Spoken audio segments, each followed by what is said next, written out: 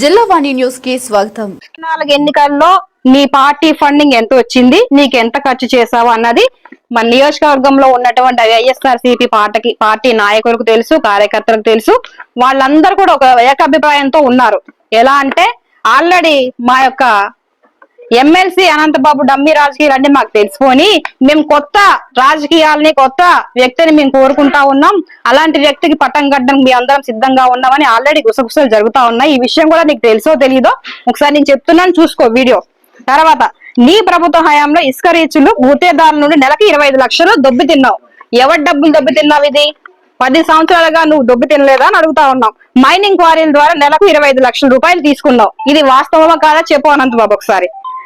జూదం క్రీడలు నిర్వహించి లక్షలాది రూపాయలు తీసుకున్నావు. మొల్లేరు తీర్థానికి 30 లక్షలు తీసుకున్నావు. జడ్డంగిలో 15 లక్షలు తీసుకున్నావు. తీసుకున్నావా లేదా? ఆధారాలు మా దగ్గర ఉన్నాయి, చూపించమంటే చూపిస్తాం.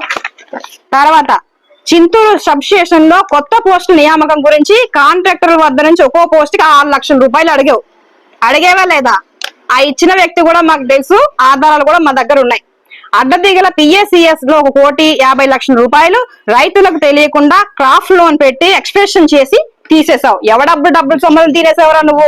పిఏసిఎస్ లోన గంగవరం మండలంలో ఎజ్జా వెంకటేశ్వరరావు అనే వ్యక్తి 5 కోట్ల రూపాయలు సొసైటీ నుంచి స్కామ్ చేశాడు. దానికి మూల సూత్రధారి ఎవరు? నువ్వు కాదా అనంతబాబు? ఎవడబ్బ సొమ్మలను తినేశారురా మీరు? చెప్పండి సమాధానం. అడ్డదిగల్లోన స్థానికంగా ఉన్నటువంటి రైతులకు కాకుండా బయట నుంచి వచ్చినటువంటి వ్యక్తులకి లోన్లు ఇప్పిస్తావా నువ్వు? తెలియదు అనుకుంటున్నావా?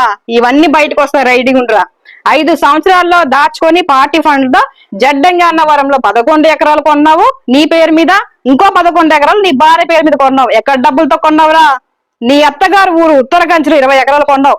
ఎవరి డబ్బులు ఇయ్యి? ధర్మవరంలో మరికొంత 4 ఇళ్ల స్థలాలు కొన్నావు.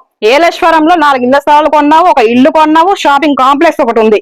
కాకినాడలో 2 విల్లాలు ఉన్నాయి, వైజాగ్ లో 2 ఫ్లాట్లు ఉన్నాయి, విజయవాడలో 5 ఫ్లాట్లు కొన్నావు, ఏలేశ్వరంలో ఇల్లు, పొదురుపాకలో 8 ఎకరాల భూమి కొన్నావు, ఒక షాపింగ్ కాంప్లెక్స్ కొన్నావు, రాజ్మెండ్ లో 2 ఇల్లులు కొన్నావు.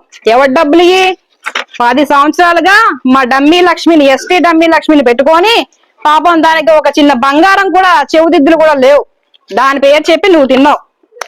తిన్న డబ్బంతా ఇలాగా ఆస్తుల రూపంలో పోగేసుకున్నావు. మైదాన ప్రాంతాల్లో సోమవరంలో 2 ఎకరాల భూమి కొన్నావు.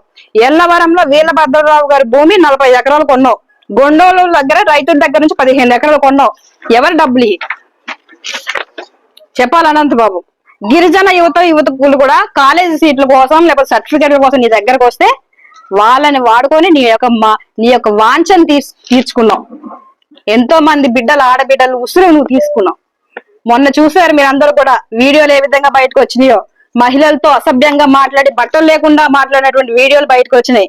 మేమైనా సృష్టించేమాయి? నువ్వు కాదా అనంతబాబు?